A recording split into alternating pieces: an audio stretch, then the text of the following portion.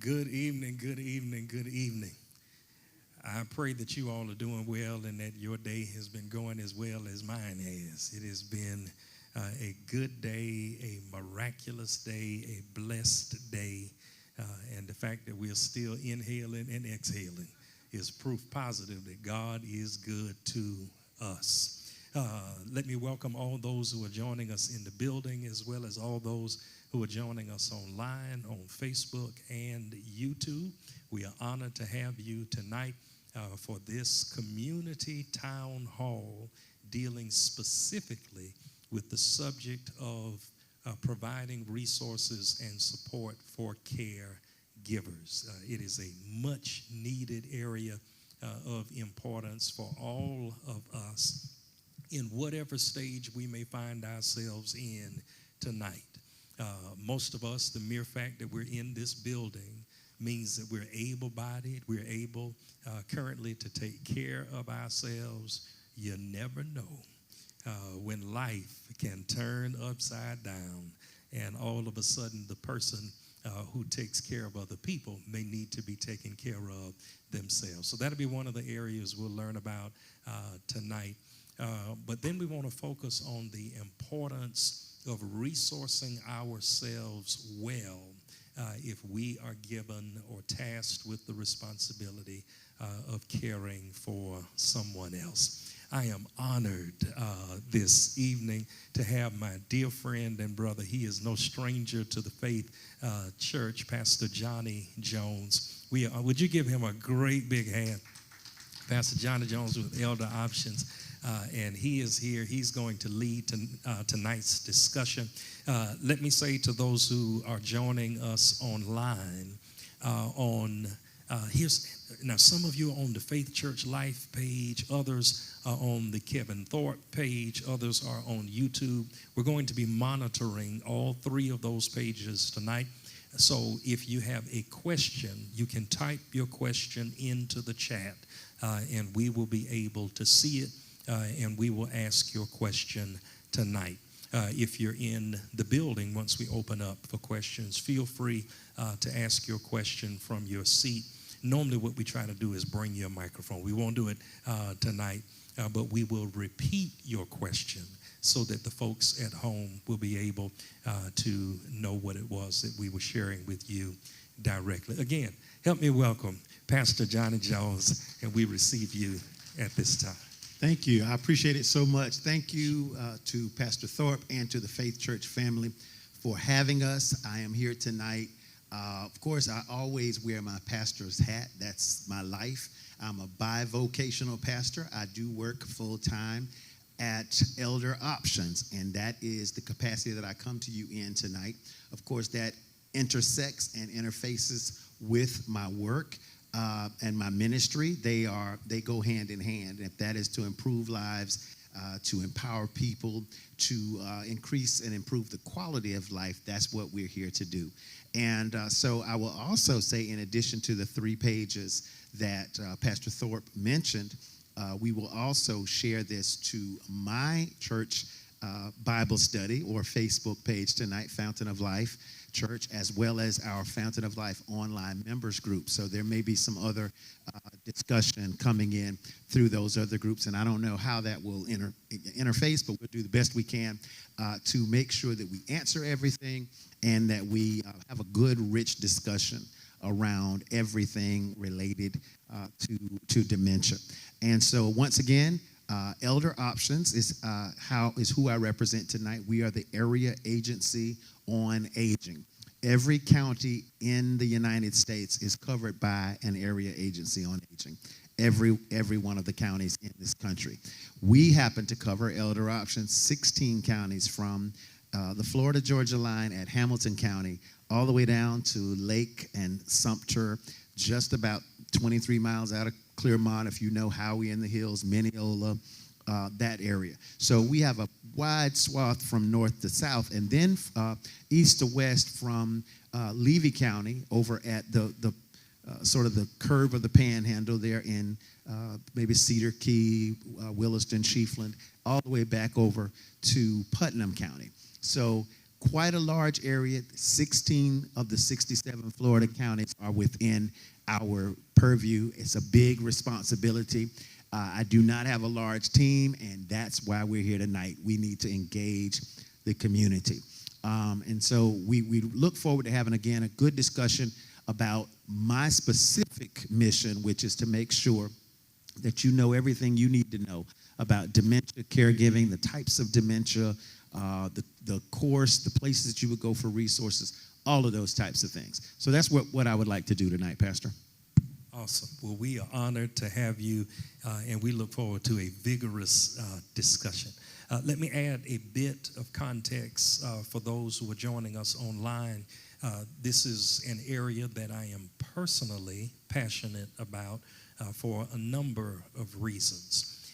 My siblings and I, as my parents continued to age, we decided, and I've been praying about this, Sister Mika, and I'm sorry, Pastor, I talk to folks, but I've been praying about this because in our family, we happen to be in a position that we did not have to put either of our parents in any type of outside facility. We were able to care for them at home. That's not the case for everyone. And if that is not the case for you, don't allow that to make you feel bad. Just prepare for it on the front end so that you know what you can and cannot do. And some of us need to kind of do a, let me say it like this, Pastor Jones. Some of us may need to do a back check and see how strong your back is.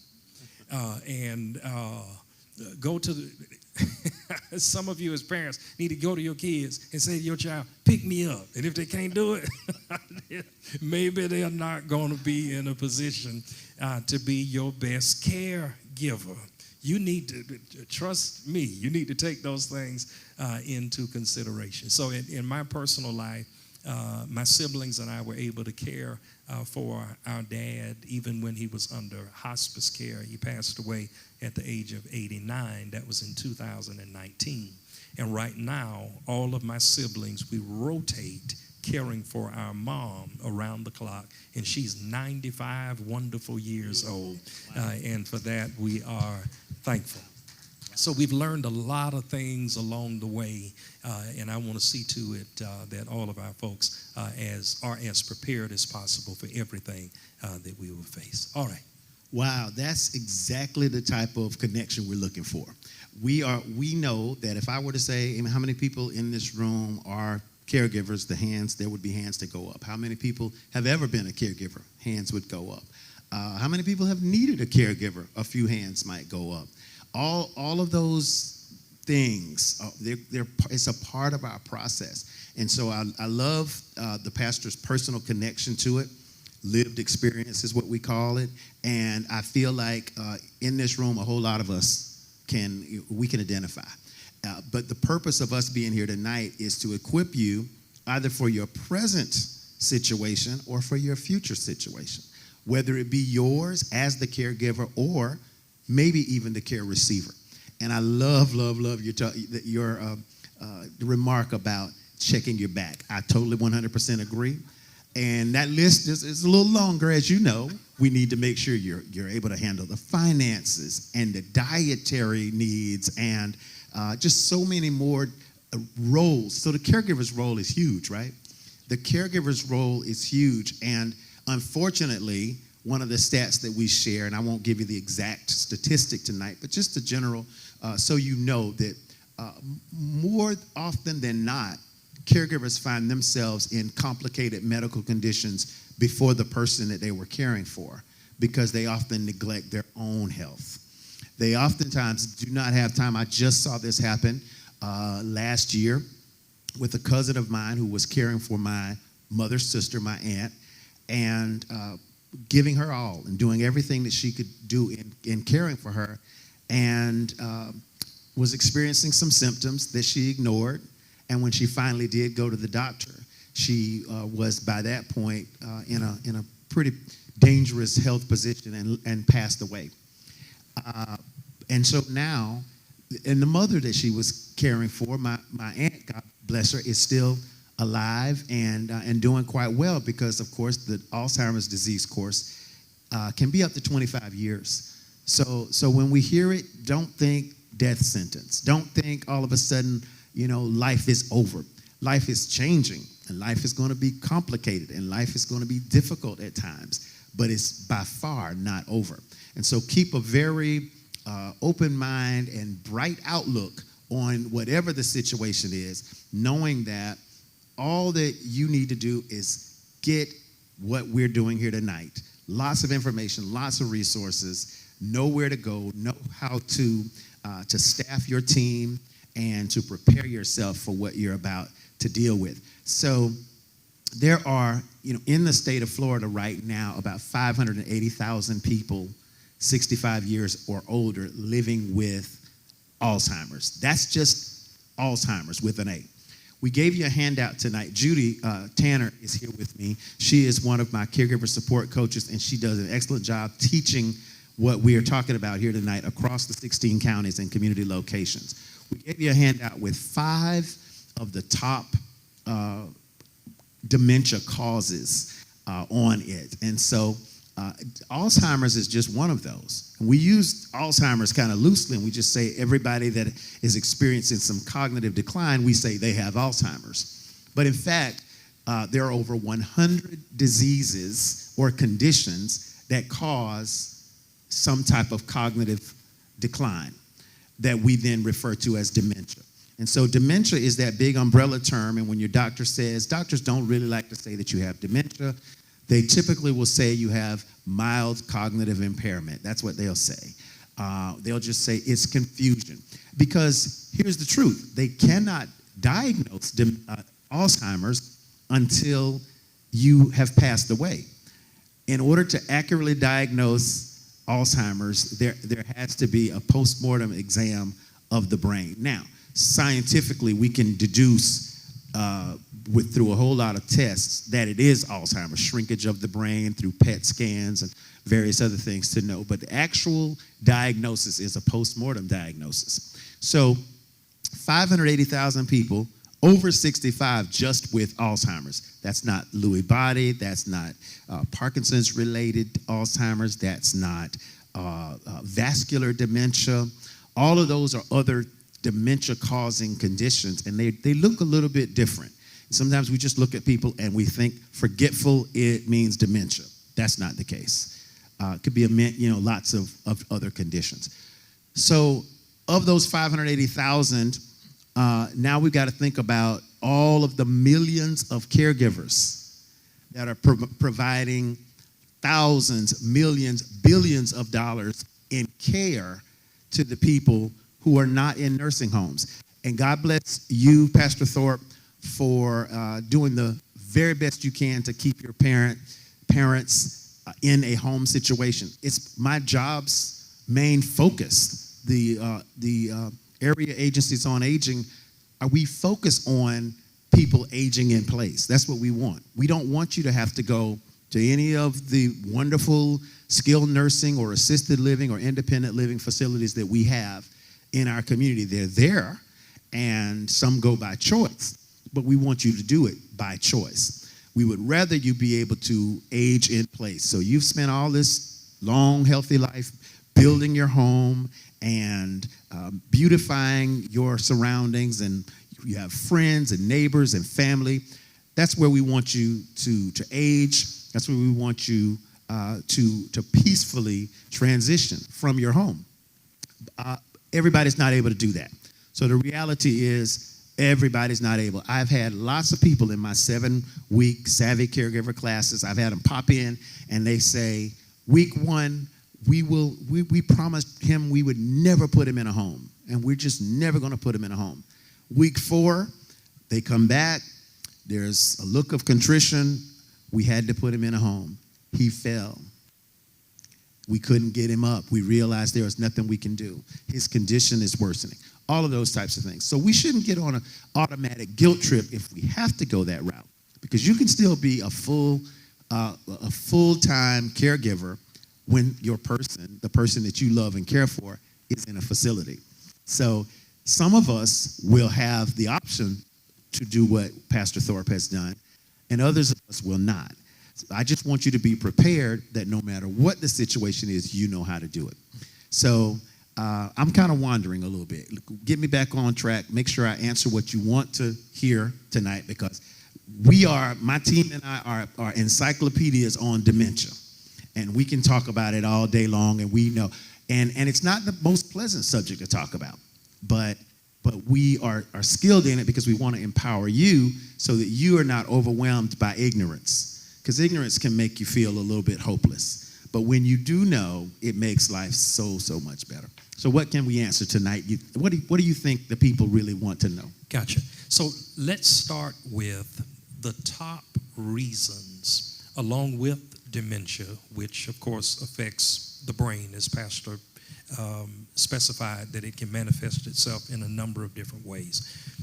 But along with things that affect us cognitively, what are you seeing as perhaps the top 3 or top 5 reasons that people end up needing to be cared for by someone else? Yeah, definitely. So dementia, of course, the cognitive decline is going to cause a lot of other things. We have to have that conversation that says, hey, you can't drive anymore, right?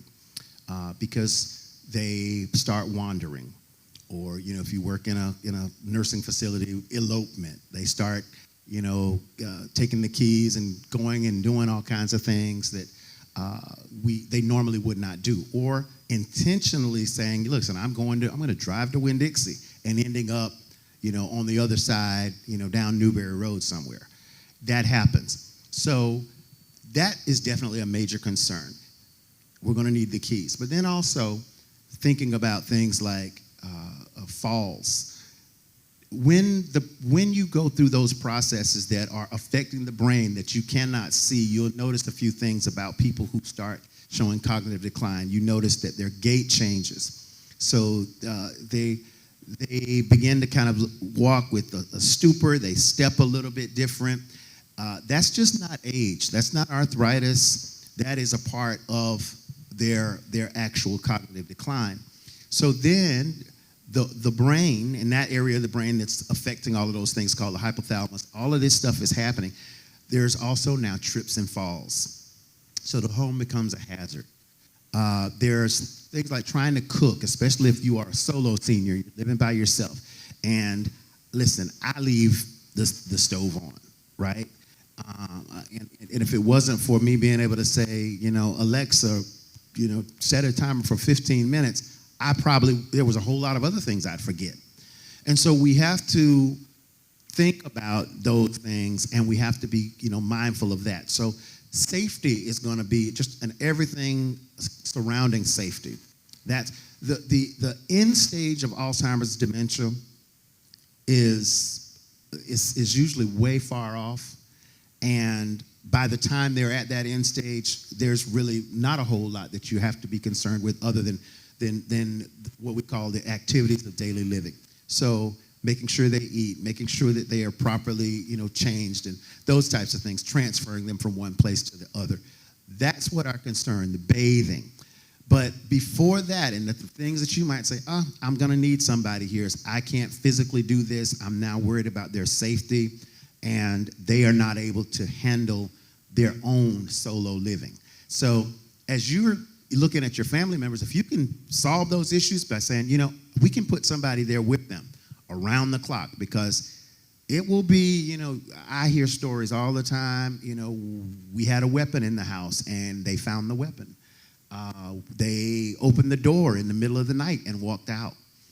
They took the keys and drove off. Or a lot of farm families in some of our rural communities, they want to drive the tractor. So there are a lot of things that take place that compromise your person's safety, your safety, and the safety of the general public. But again, if they are still ambulatory, praise the Lord, if they are still able to feed themselves, if they're not wasting away, and you're managing all of that, you more than likely are just in a situation where you have to shift your role. And that is shifting your role from, hey, I'm no longer son, daughter, spouse, I am now caregiver. And that is hard for us. It's not as hard for them as we think it is. It's hard for us. And when we make that adjustment, it can be really, it can cause a lot of stress. Cause a lot of stress for us as, as sons and daughters and husbands and wives, a lot of stress around now. I'm the person who manages the doctor's appointments and has to make sure they get their medication and have to make sure that they're clean and dry 24/7. That's extra stress. And I know personally that my mother, who is alive, thank God, and for me to even imagine that my mother, and I'm going to use the word prideful loosely, but my mom is just entirely too proud in her right mind for me to bathe her. And I know that even with the way I operate, it would be really, really hard for me. So the leap from being son to caregiver will be a hard leap for me. It's not going to teach it all day long. It's not going to be easy. And I might as well, be honest around that. And I think we all have to be honest around that. But there are certain people who are very gifted, and it's natural to them, and they flow in it, and it's seamless. And oftentimes, last point, sometimes we're better caregivers to others than we are to our own family. And that's just something to think about. It's related to the role. When my grandmother lived to be 103, did not exhibit, this is my mother's mother, she didn't exhibit any symptoms of any cognitive decline until she was 100 years old. And I remember the night very vividly. She just was in tears, and she just, was playing a scene over in her head that never really happened. So we knew something wasn't right. She lived to be, again, 103. So in that last 3 years, we watched her sort of shift. Because I had been raised with a grandmother who was super strong all my life, and now I'm not just an adult, I'm an adult with children, to see my strong grandmother decline put me in a bad spot. And emotionally, I went into a hard place where I didn't want to see her, so my visits started spacing out, and people think, oh, you're busy, or oh, you did. No, it's just I can't deal with that. I'm being very transparent with you all. And I do that because I think it will liberate a lot of caregivers. A lot of caregivers, you wonder why, I get people who say, I don't like to go visit her because I just end up yelling at her. Why are you yelling at her? Well, you're yelling at her because it's not the person that you used to interact with, and it's your frustration and your fear. Because when mom isn't recognizing you, or you've said the same thing 10 times, often you're going to lose your patience. And so we have to give caregivers the freedom to be human and to know that this is more normal than you think. And to not want to be in the room with someone who used to be the rock in your life, but is now all over the place. It's tough. And so I really want us to digest that tonight. And I want to, for anybody out there who's feeling guilty because they're a little bit short of patience, a little bit irritated, that's not the person you used to know. And as they change, you need to change. And so now shift to becoming the caregiver for them. And sometimes imagine that they're not your parent or spouse. And that's a leap that we have to make. This is incredible. Absolutely incredible.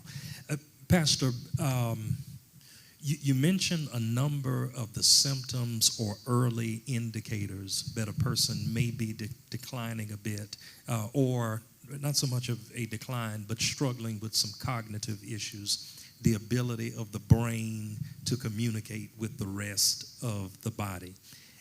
At what ages, along with, and I want to talk specifically about things that we can look out for, things like questions being repeated over and over again, noticing changes in the way that they walk. I remember as my dad was aging, and my dad was also suffering with prostate cancer, which he fought valiantly for over a decade, between 15 and 19 years of fighting with prostate cancer. But we started noticing changes in the way that he walked. And sort of an interesting caveat, many of you remember as parents, you would say to your children, pick up your feet when you walk, because you would hate to hear the sound. I can't stand it now with hearing people drag their feet when they walk. But a part of cognitive decline is that the brain and its ability to communicate with the body is not telling the body to do what it used to do. And so we noticed that our dad was dragging his feet. It was not until when he went to a rehab facility after a hospital stay that the physical therapist said to us, this isn't just a physical thing. This isn't just aging. It's the fact that his brain is not communicating with his body the way that it should. So 2 questions I'd like for you to answer. At what ages are you running into people who are beginning to experience these cognitive issues? And then what specific things should we look out for so that we begin to make a mental note that, okay, something is changing in them, and we want to address it now, hear me well, so that it doesn't result in a fall, it doesn't result in a stove being left on, it doesn't result in them leaving the house and not knowing how to get back home. So what kinds of things can we look out for specifically so that we start paying more attention? And then what ages are we seeing it? I'm going to see if I can remember all of that. Time, first of all, over 1,000 people a day are turning 65. And that is, we used to refer to that as the, kind of the tsunami, right?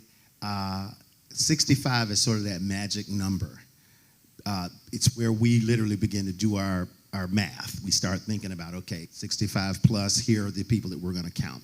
However, we see it present much earlier, and science shows that it can be present 15 or 20 years before you even show symptoms and signs. So because it is a buildup, just like cardiovascular issues, you just don't have a massive heart attack overnight. You have a massive heart attack after years and years of vascular decline. And so that's the same thing is happening, but in a different level in the connections of our neurons, the brain cells. So we're seeing builds up of proteins or builds up of plaques in our brain. 65 is when we start seeing things. Now, here's what you can do. If you're 65, have no fear. Again, just remember Grandma. She was 100. Don't get nervous. If you're 65, you got a long time, and it doesn't happen the same. Every single instance of dementia or Alzheimer's is extremely individualized. The disease etiology is completely different based on that person's biology and physiology. So we could have the exact same brain blockages, which is nearly impossible. But over time, we would demonstrate how we respond to that differently.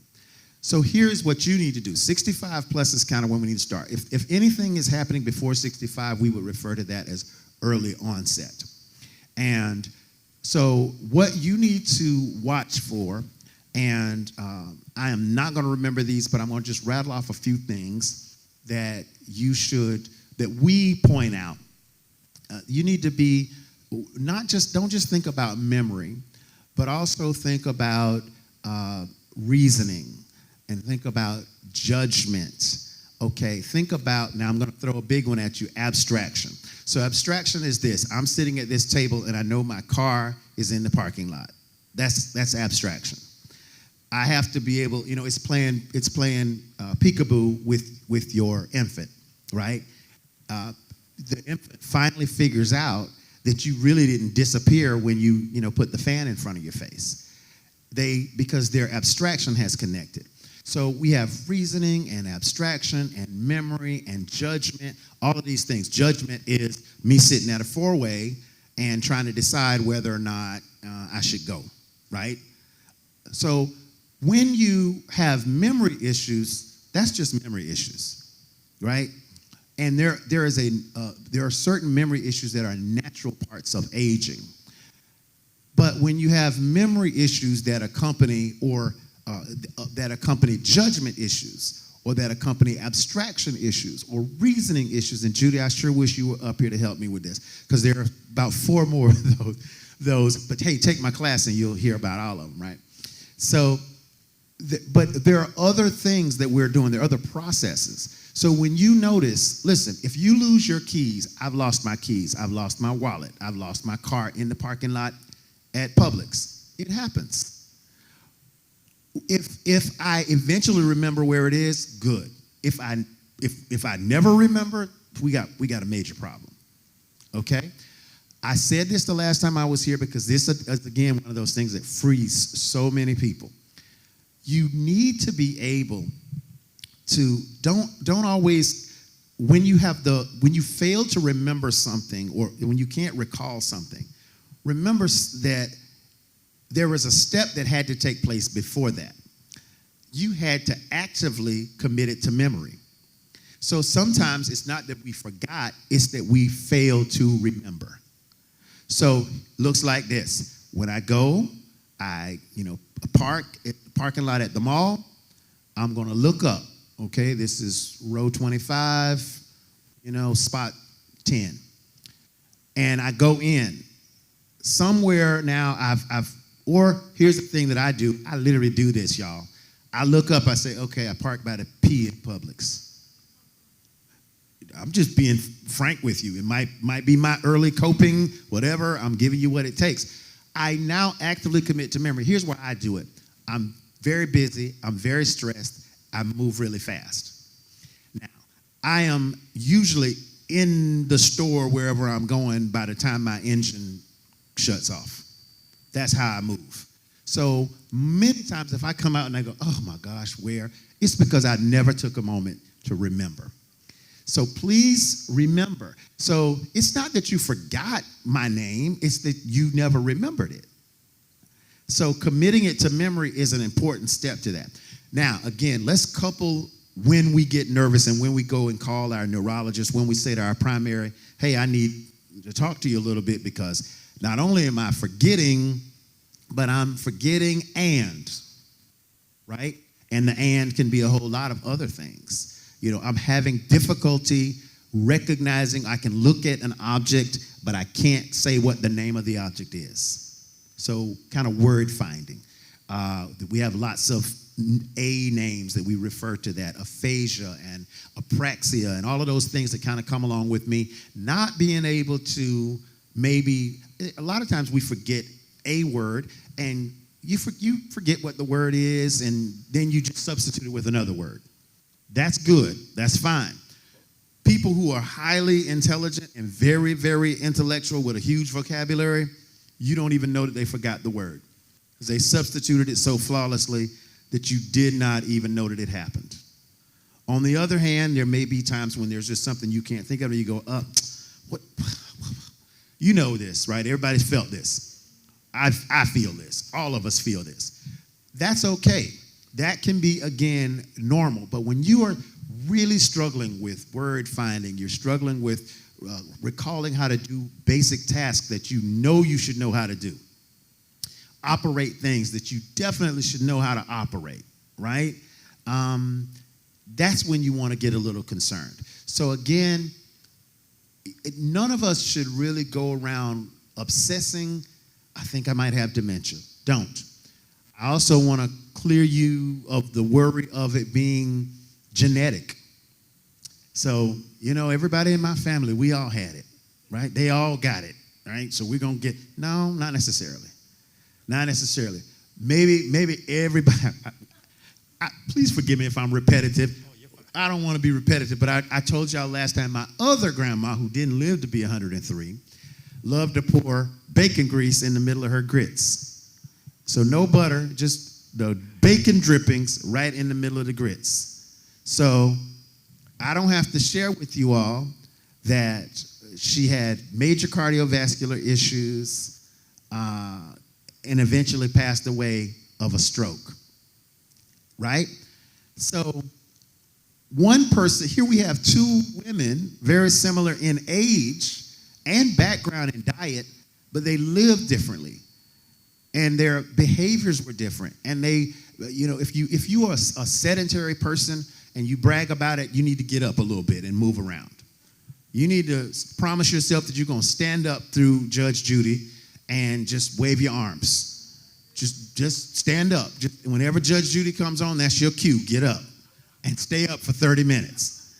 And those are the types of things you've got to begin to build in to change your lifestyle. You need to actively go to the store and say, all right, we've been loving lard and butter and, we fry in every kind of oil. It might be time to dial this back to avocado oil and olive oil, right? It might be time to make some changes. So that's how we're really going to see the difference. We're going to see the difference in our life course by exercise, diets, and other types of activities that will help us build different, if you're taking notes, write this down, neural pathways. Your brain is constantly wiring itself and rewiring itself. So a person who has suffered a stroke learns to speak again. They did not learn to speak again using the same pathways. The brain created another way. I could leave this church tonight and go home 100 different ways. The brain is much more complicated in my navigation. And so the brain says, okay, can't get down that one's blocked. Here we go. And we learn new pathways. You can train your brain to build new neural pathways by learning. So it might say, listen, and I want to caution you, don't do brain drain things that's just going to have you just boring, sitting there moving blocks around on a puzzle. Just do things that are going to have you actively engaged. I mentioned when I was here last time, dancing, especially line dancing. All right? So all those folks out at Bo Diddley, go out there, sign up, and start shuffling because there's a benefit to it. Why? The benefit is you are now, your mind, your brain, and your body are connecting, and you're building neural pathways. And you will be surprised at how dancing or how taking up a new hobby like painting, learning any of those new skills, learning a new language. So find this French club in town and go and sit in there and engage in learning French. All of those kinds of things can help you prolong your cognitive health, not necessarily your life, but your cognitive health. You won't get but 2 questions in at the rate that I'm answering them because I'm. You're just fine. You're answering a lot of questions as you go along. I'm trying. You're doing it. Please forgive me. Yeah, you are definitely doing it. And one of the other things that you mentioned the last time you were with us was about learning to write or forcing yourself to write with your non-dominant hand. Yes.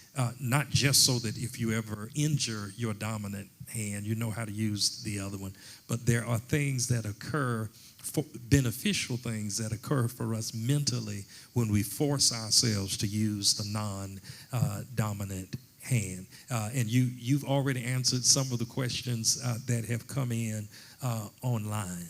So I want to touch on a couple of things.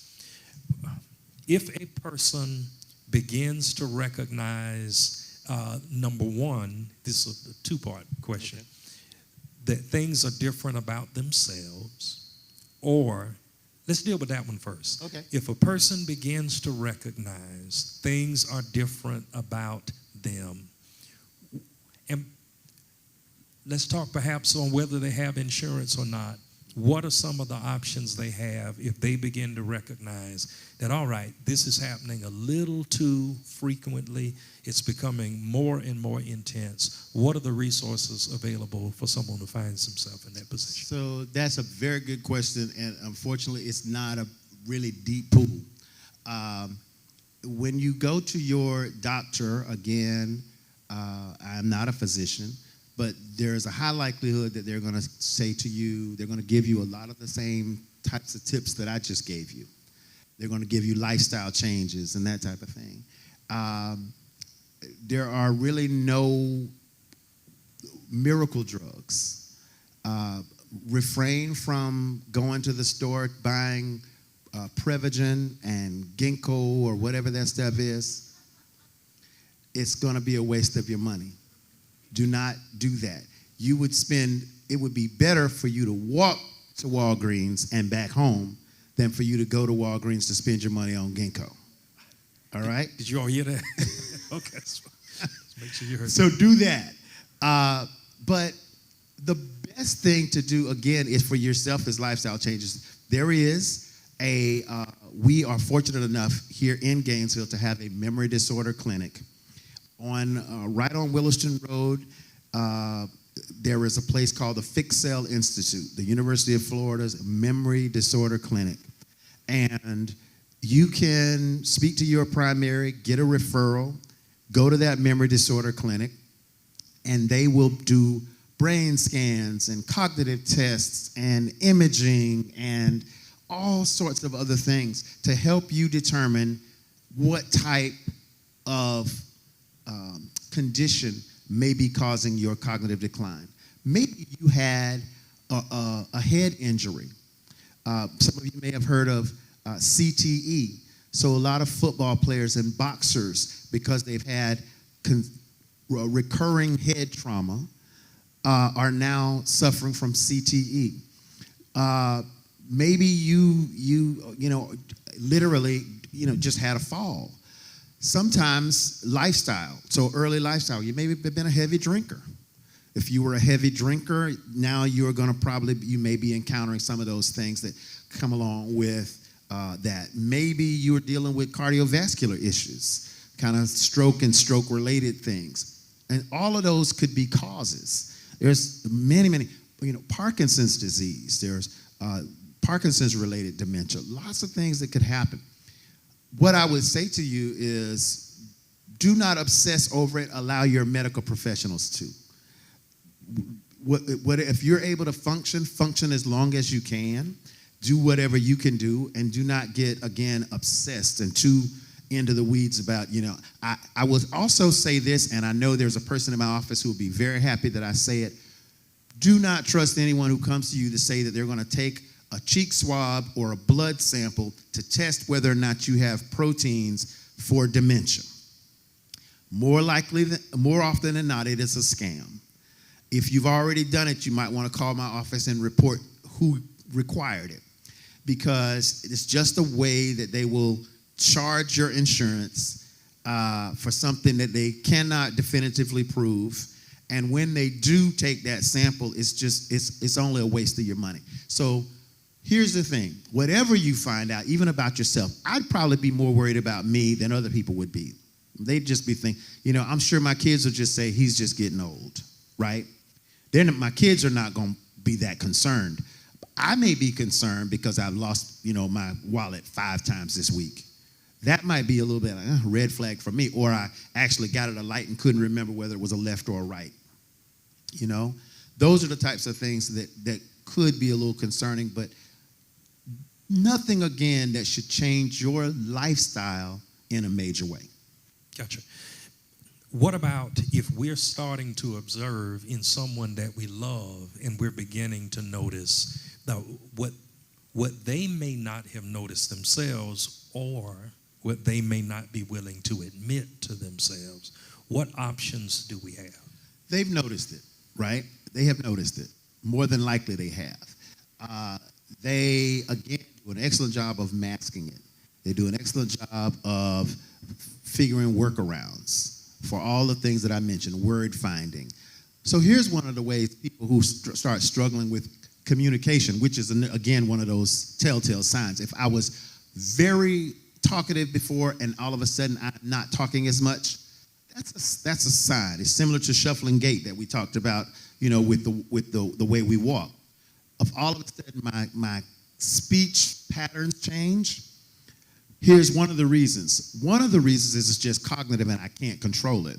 The other reason is I can mask the fact that I cannot spar with you verbally like I used to, have quick comebacks, figure out your jokes and riddles by just being quiet.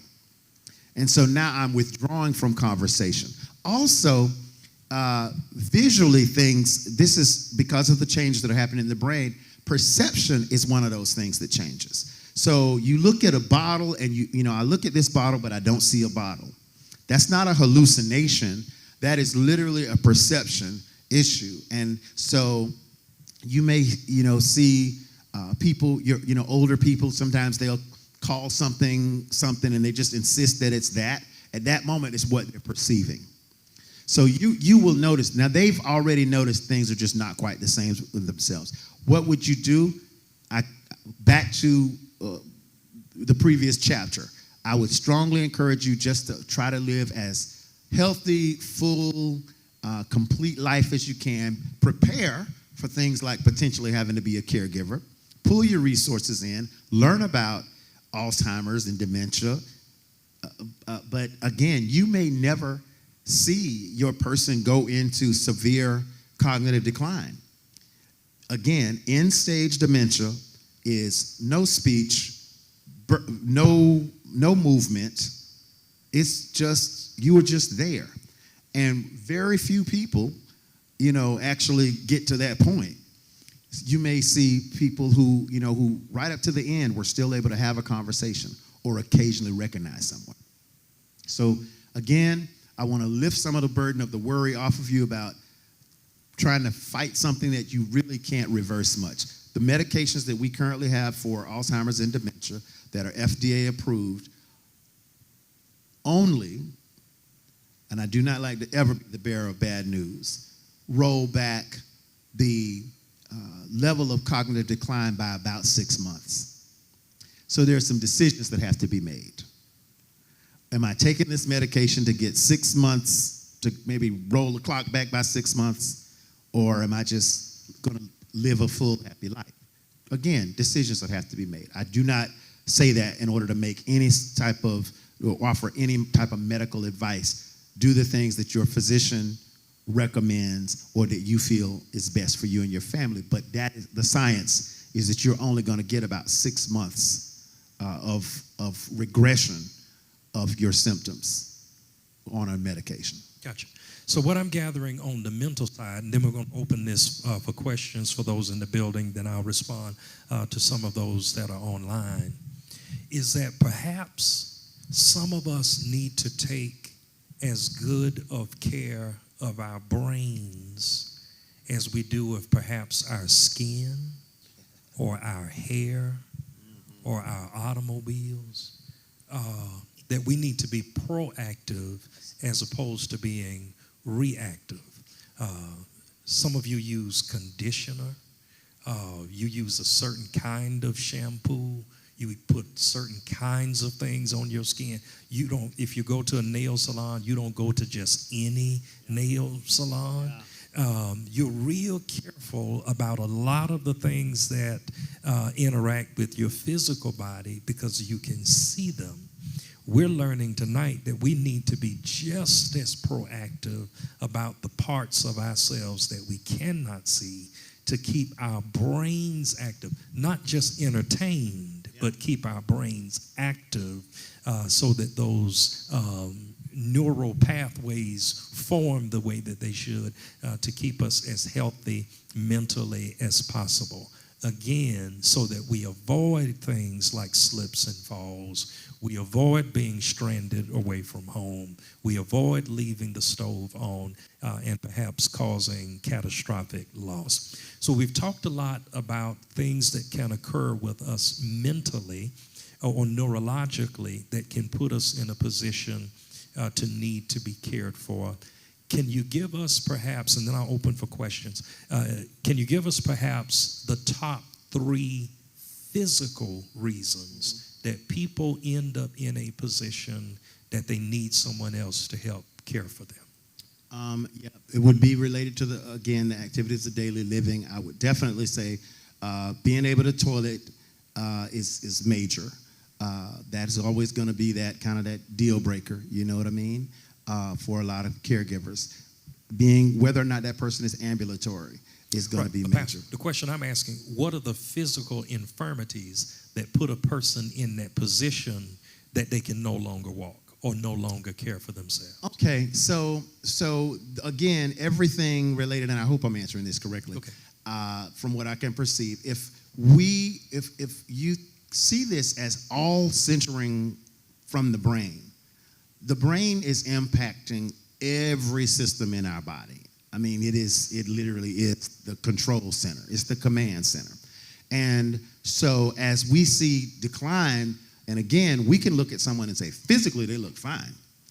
Their brain is literally what's happening with dementia is because of the plaques and tangles. Your brain is shrinking. It's losing mass.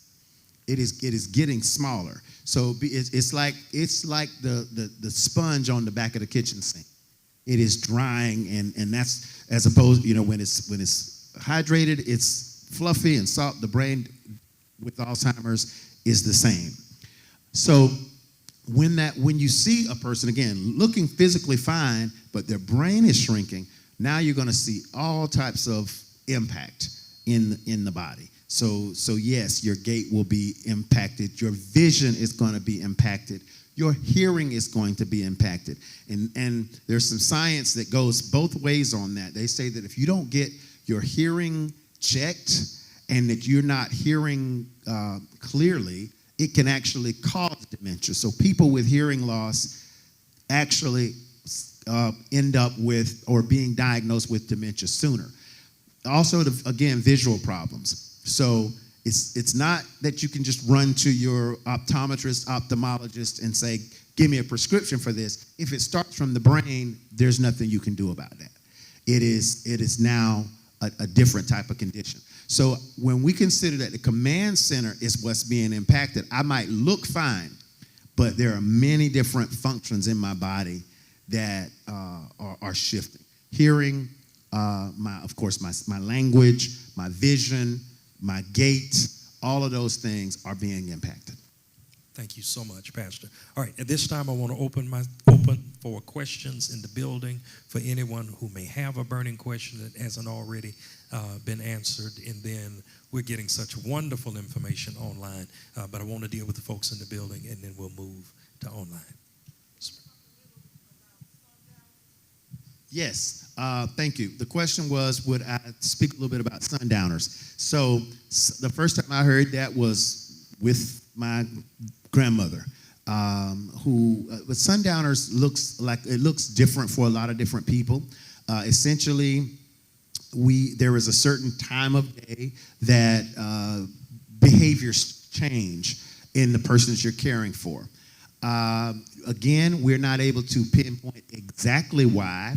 It could be, anything from the perception of light or the lack of light, because it usually happens around sundown, that all of a sudden that person becomes more restless, they're agitated, they have more problem behaviors around that time. And sometimes, now here's the thing, most people who progressively decline cognitively are fine, but there are also people who are combative, and that's always hard. There are people who start using foul language, who've never really done that publicly before. My wife won't mind me telling the story of her grandmother, who also had Alzheimer's, who would sneak out of the house and go and hide outside in the truck and start smoking. Church clerk, right? That wasn't her behavior. It wasn't her norm. But when she, was in the throes of dementia, that's how those are some of the behaviors she exhibited. So sundowners is that rough time of day for caregivers where you're seeing all sorts of different behaviors. There's some things that can be done about it, including the way a room is lit, obviously activities. What we teach is that every behavior has a meaning, so what you need to do is search for what caused the behavior. And when you start keeping a good journal or a record of, I noticed that every day the light starts coming down through that window that he's sitting by, and this is how he starts acting. He gets really restless. Now we can change some things because we figured out a pattern. So that's what it kind of looks like, but it's a caregiver's issue, and we have to be strategic to figure out ways to make it better. You're welcome. Anyone else? Anyone else? Sure.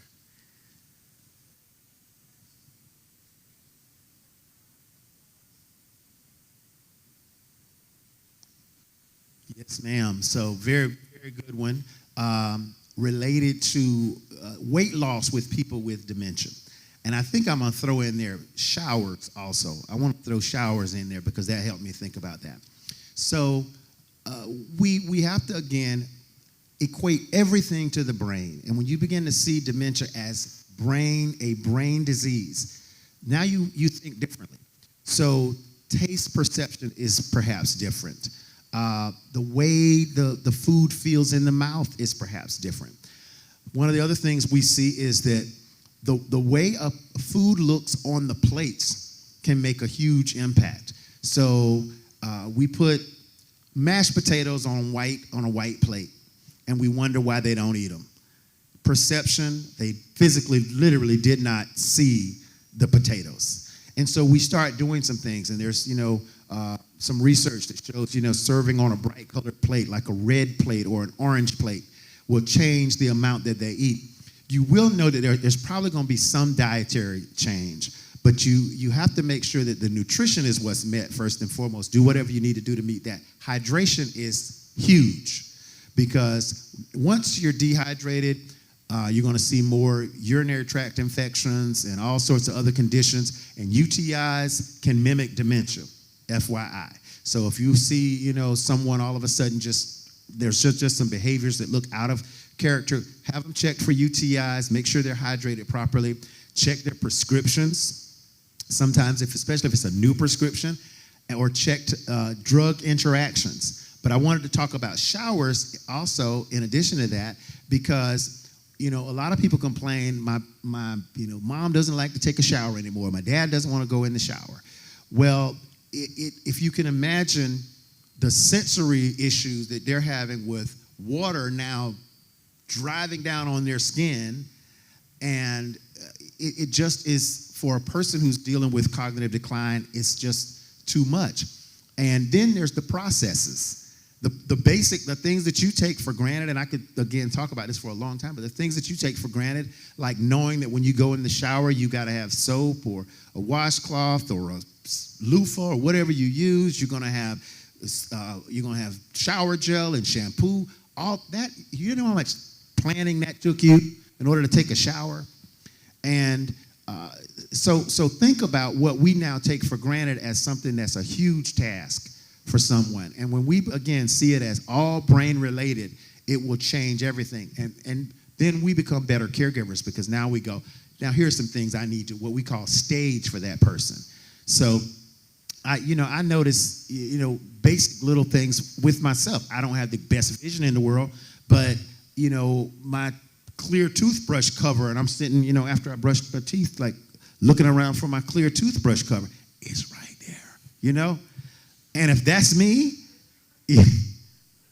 let's give mom, grandma, let's give them some grace, okay?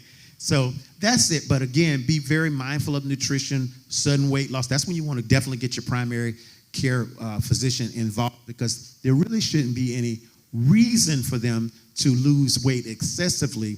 They may lose weight because they're not consuming solids or as much food. But so I just thought I would throw those other things in there so you would also think about it differently. Great. Thank you, Pastor. We'll make this the last question. It's the one that's online. As it relates to, are there defined stages of cognitive decline? And then the member online has asked a specific question that I'll okay. ask. So yes, there are stages. There's too many stages. We have 3 or 4 different staging systems. Some go from 1 to 6, 1 being the early and 6 being the late, or vice versa. And so what we like to do is sort of refer to as early, early middle, late middle, and so on and so forth. That is a simple staging system that everybody can understand. It makes sense. It's not based on numbers. There are a lot of other staging systems that people who do what I do have created, but I'd like to stick with systems that say early stage dementia. And within that early stage, there are certain things that I should expect. This is a person who can carry on a conversation. This is a person who can still, completely can almost 100% take care of themselves, all the way to late, which is going to be a person in what looks pretty similar to a vegetative state, okay? So that's what a staging system would look like, but the scientific community really hasn't settled on that like we stage so many other diseases. There are lots of different staging systems around Alzheimer's and dementia. Okay, so a personal example that they shared is a person who leaves home, going to the grocery store, and ends up in a totally different state. They've driven out of town. Yes. Where would you characterize that level? They could be pretty much anywhere from early to late middle, because we have something called overlearned behaviors. Okay, I don't know if anybody plays the piano in here. Any piano players? Any instrument? If you are a person who plays an instrument, you have practiced that instrument all your life. You don't have to look. You could be talking. You could be chewing. It doesn't matter. You can do what you do. There are many other things like that you can do. There are overlearned behaviors. Driving is an overlearned behavior. You know, your pathway from work to home, overlearned behavior. And so what we see with that is that a person can get behind the wheel and function fine, changing lanes, using turn signals, stopping at traffic lights, but they may lose the connection and the abstraction that can help them navigate. So this person shouldn't be driving, but they think they should be driving. And so for caregivers, it's really tough, because now we have to tell someone who can parallel park that they can't drive. And it gets pretty tough, but we have to, navigate again our way around that. And because it's for safety, everybody has seen a silver alert, and we're seeing more and more in our area. We have scent kits at the office for anyone who has a person who may have ever wandered, and you got nervous about it. We have human scent preservation kits at our office. They are free to you, and there are swabs that you can use on the high scent areas of your body and put in an evidence-grade jar, store the jar, and share that with law enforcement to be used with canines or other whatever. I don't know what else is sniffing out there, but whatever. To help you locate your person who may have wandered. And that's right now, we expect that about, I think that somewhere like half of the people who have Alzheimer's, if I remember correctly, will wander. And so that's a major, major issue. Sometimes it's just outside or just down the street, but sometimes it's into a dangerous area or in traffic. So be mindful of that. Gotcha. So if you are currently a caregiver and you are dealing with frustration, you are feeling overwhelmed, you're wondering what resources are available, Elder Options is our local resource agency to help you navigate through that very difficult process. So I encourage you to reach out to them. I'll make this perhaps the last question, but because it kind of encapsulates a lot of what we have discussed. But let me make a statement before I answer the question. We're learning that a healthy brain comes from a healthy body. And one of the most important things that keeps the brain healthy is a healthy supply of oxygen-rich blood. That the healthier the body is as it pumps and circulates oxygenated blood to the brain, the healthier the brain is. The brain is the control center. None of us would unplug our computer and still expect it to work because it's no longer getting its primary supply, which means that anything we do to our body that limits the flow of oxygenated blood is also damaging the brain. Eating foods that are high in fat, foods that are high in salt, things that can clog the arteries, limit the flow of healthy oxygen to the brain, which damages the brain, which can result in many of the issues that we learned about tonight. Things like high blood pressure, which can damage the kidneys, which limits the body's ability to filter the blood that's going to the brain.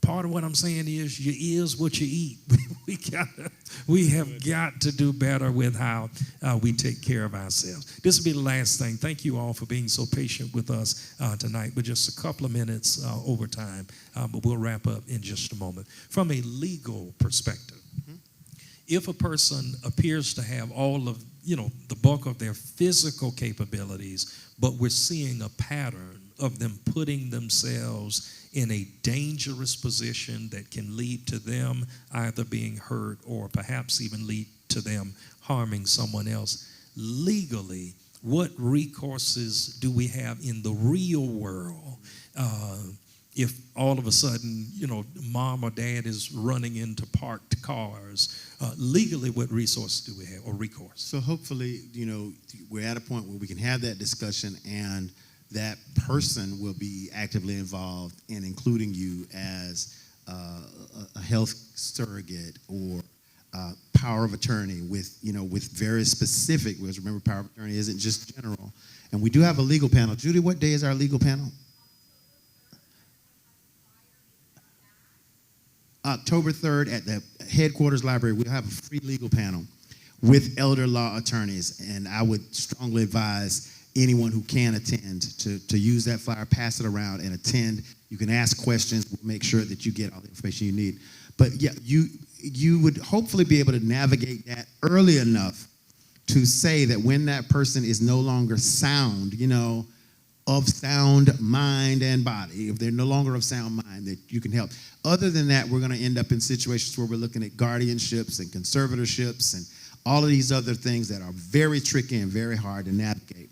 So early on, have the discussions with the people or persons that you desire to be your healthcare surrogates, because those will help. They will help you make those decisions. But there's going to be lots of legal issues as well. And again, we're not attorneys, but we always recommend certified elder law attorneys. So we recommend that it's not just anybody, not just the person who you go to for your run-of-the-mill, but that you make sure that you find an elder law attorney to help you line all those documents up. Because if you begin to notice decline and you don't have that, it can be a nightmare for everyone involved. So again, attend that legal panel on October 3rd, and again, using the information on the flyer, and we can make sure that you get the answers to some of those questions. That's kind of general, but I wanted to say that, and I do want to take a moment to say that this is exactly what we need, because you may not have a single issue out there. You may not be a caregiver. You may not be planning to be a caregiver. You may not even, may not have anyone to care for, but you have now been empowered as an advocate in the community. And I love so much the information that I've learned as much here tonight as I have shared. And I'm definitely going to use the nugget about, taking care of your car and your nails and your hair and all of this. We got to use that, because you think about how many cars you've had over your lifetime. When it got raggedy, you traded it in. And guess what? We got one of these, and we got to take care of it. So I really love that. In the same way we know when the detail guys come in to wash and shine it, we should know, on a routine basis how we're taking care of it. So walk, eat right, involve yourself, stay involved and active in your community, and all of those things matter. You have a resource. In your folder, there is information on reaching out to our elder helpline. Use that information, reach out to our elder helpline if you have any questions or needs, any kind, and we will get you started in the right direction. But really, I just have to say thank you for being a champion for this in the community. More people need to know, and we need to all go out to our neighborhoods and tell everybody about what we're learning and how we can make our lives better. Awesome. Help me thank Pastor Johnny Jones for being such a blessing to us tonight. Let's pray and we're headed home. Lord, we thank you for all that this session has meant.